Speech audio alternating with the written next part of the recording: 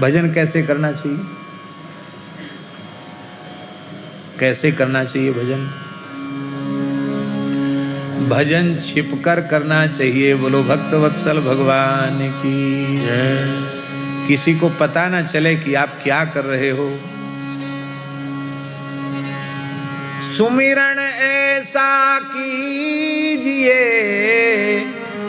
संत मलुकदास जी कहते हैं, सुमिरन ऐसा कीजिए दूजा लखे न कोय, होठ न फरकत देखिए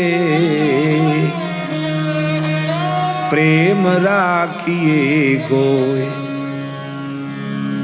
जो तेरे घट प्रेम है तो कही कही काहि जनाव, अंतर्यामी जानी है अंतर्गत को भाव। दुनिया को दिखाने से कोई प्रयोजन नहीं है, भजन छिपकर करना चाहिए।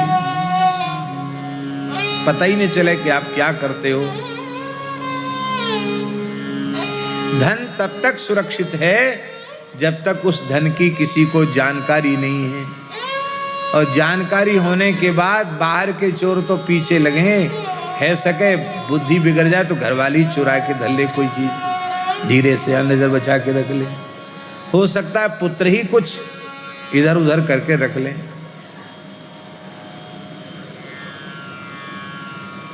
चोरों से भय तो पीछे होता है। सबसे बड़ी संपत्ति है भजन, और वो बहुत छिपा करके। इसलिए बड़ी विनम्र प्रार्थना है, भगवान की अत्यंत कृपा होती है तब यत् किंचित कुछ अच्छी बातें मन में आती हैं, ध्यान में आती हैं, अनुभूतियाँ होती हैं। उन अनुभूतियों का प्रकाश जैसे तैसे के सामने नहीं कर।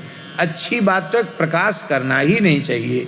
यदि संभव हो, आवश्यक समझ में आवे कि कहना जरूरी है, तो अपने गुरुजनों से इस दृष्टि से कहना चाहिए कि हमारा वह मार्ग और आगे बढ़े। प्रचार प्रसार की दृष्टि से नहीं, प्रचार प्रसार से बच करके भजन करना चाहिए।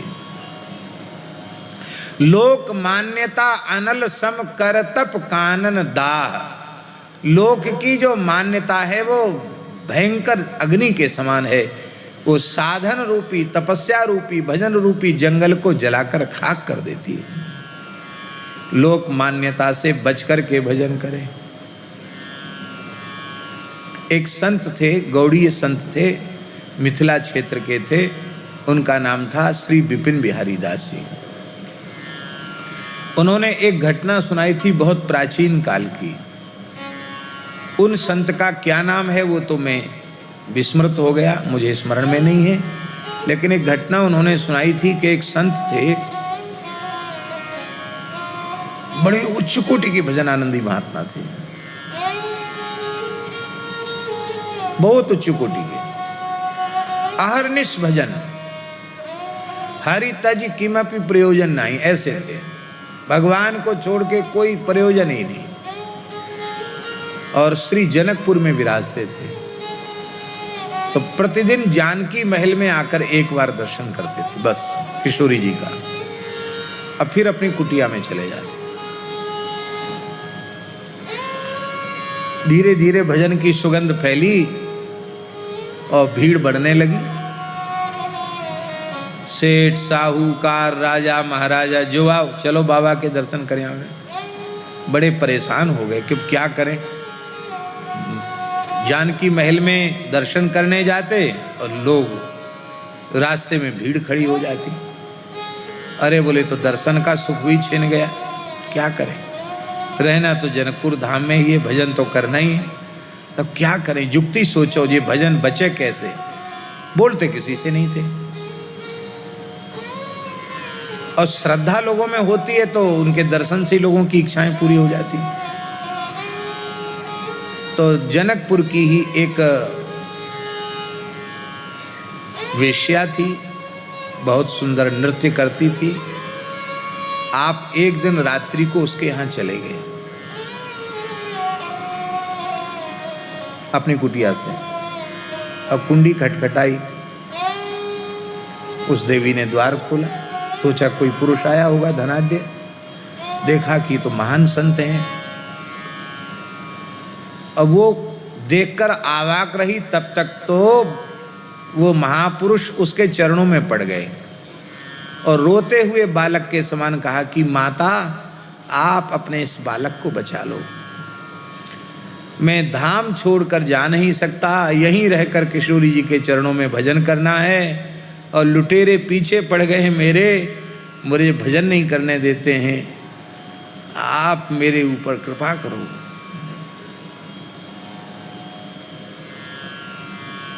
उसने कहा क्या कृपा करें महाराज, बताओ।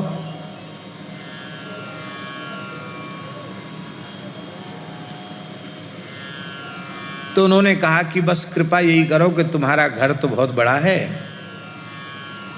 बगीचे में ही एक कुटिया है, उसी में हम रह जाएंगे और दर्शन करने जाएंगे हम, और हमको एक नई वेशभूषा हमको दे दो। बोला बिल्कुल ठीक है, हमारे बारे में किसी से कुछ बोलना नहीं, बस हमारा आपका इतना ही संवाद बहुत है, अब ना हमें तुमसे लेना देना और ना अब तुमको हमसे कुछ लेना देना, बस हम पड़े रहें कोने में, हमको भजन करने देना। बोला ठीक है।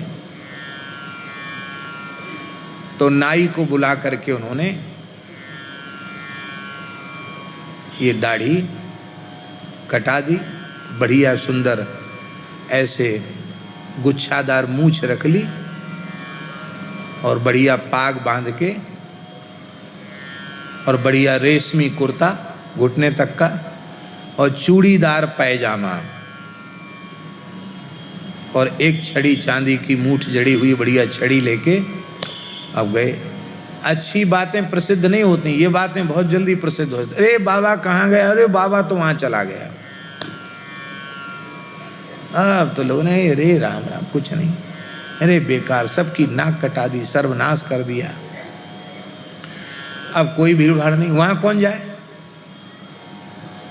उसने भी लोगों का संपर्क सर्वथा त्याग दिया, उसे अब क्या जरूरत थी, उसको तो महानिधि मिल गई थी और वे नित्य प्रति 24 घंटे में अपने नियम के अनुसार जानकी महल में जाकर भगवान का दर्शन करते, एक कोने में खड़े होकर घंटों तक उनके प्रेमाश्रु बहते रहते, श्री ठाकुर जी का दर्शन करते, फिर चले जाते।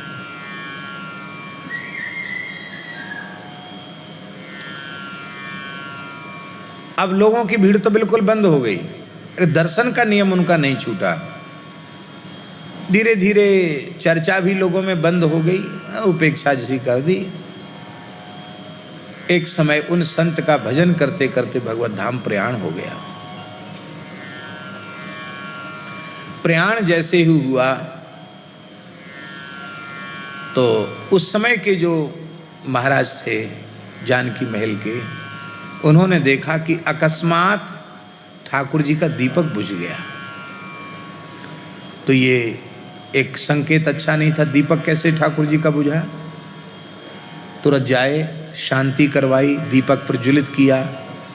तो पुनः दीपक प्रज्वलित किया तो क्या देखा कि सरकार के नेत्रों से अश्रुधार बह रही है। अरे ये विग्रहों का रोना भी ठीक नहीं है, ये अश्रुधार क्यों बह रही है। बड़े विकल हो गए, ठाकुर जी का पर्दा किया, अनवसर किया। अच्छे महापुरुष थे वे भी, उन्होंने रोकर प्रार्थना की, प्रभु समझ में नहीं आ रहा ये क्या हो गया है। तो ठाकुर जी ने, श्री जी ने रोते हुए कहा कि एक मेरा प्राण प्यारा भक्त मेरे नित्य धाम में, नित्य महल में प्रविष्ट हो गया, पर ऐसा अब संत जिसने भजन को ही अपनी पूंजी माना हो, भजन को ही जीवन का सर्वस्व माना हो, अब तक ऐसा न हुआ, न आगे ऐसा दूसरा होने वाला है। तो अब उन संत का रोज हमें दर्शन नहीं होगा, उनके वियोग में हम रो रहे हैं और मानो संत रूपी दीपक ही अब बुझ गया। तब फिर महंत जी महाराज ने उनका संस्कार किया। ओ गाजे बाजे से सारा जनकपुर एकत्रित हो गया। अरे ऐसे संत तो पहले जो लुप्त हो गए थे, मरने के बाद फिर से प्रकाश उनका हुआ और उनका उत्सव मनाया गया। ऐसा हमें इतिहास संत श्री विपिन बिहारी दास जी ने सुनाया था। नाम भी बताया था, रामानंद संप्रदाय के ही कोई संत थे, रसिक परंपरा के संत थे, सखी भाव की उपासना वाले संत थे। भजन संपत्ति है, यह पूंजी है, इसको छिपा करके रखो, पता न चले क्या कर रहे हो। बाबा जी तो लुट जाते हैं, करते कुछ है नहीं, लुटते ही रहते हैं। क्यों? अब हमारी वेशभूषा को देख के भोले भाले लोग समझते हैं पता नहीं ये तो 24 घंटे माला ही फेरते होंगे, पर हमें पता हम क्या करते हैं। ये तो भगवान की बड़ी करुणा है कि अपने गुणगान का सौभाग्य भगवान ने दे रखा है, नहीं तो ये समय भी नष्ट ही हो जाए। हम एकदम सत्य कह रहे हैं, इसमें कोई कपट और छिपाव दुराव की बात नहीं है। हम अनुभव करते हैं अपने में कि हम 24 घंटे में छटाक भर सूखा आटा भी फाँक सकें, इतना भी भजन हमारा नहीं है। भजन के नाम पर, साधन के नाम पर कुछ नहीं है, शून्य से भी शून्य है। गीता जी के श्लोक का हम चिंतन करते हैं कई बार, अनन्यास चिंतयन्तो माम ये जनाः पर्युपासते तेषां नित्याभियुक्तानां योगक्षेमं वहाम्यहम्। इसका अर्थ है जो अनन्य भाव से मेरा चिंतन करते हैं, मेरी उपासना करते हैं अनन्य भाव से, मैं उनके योगक्षेम का वहन करता हूँ। तो ना तो हम अनन्य भाव से चिंतन कर पाते हैं, ना हम भगवान की उपासना कर पाते हैं। तो श्लोक के 3 चरण तो अनुभव में नहीं आते जीवन में, लेकिन आखिरी चरण अनुभव में आता है हमेशा, योगक्षेमम वहाम्यहम्। योगक्षेम का ठाकुर जी बहन करते हैं, किसी लायक नहीं है, ठाकुर जी योगक्षेम का बहन करते हैं। माई मेरे श्याम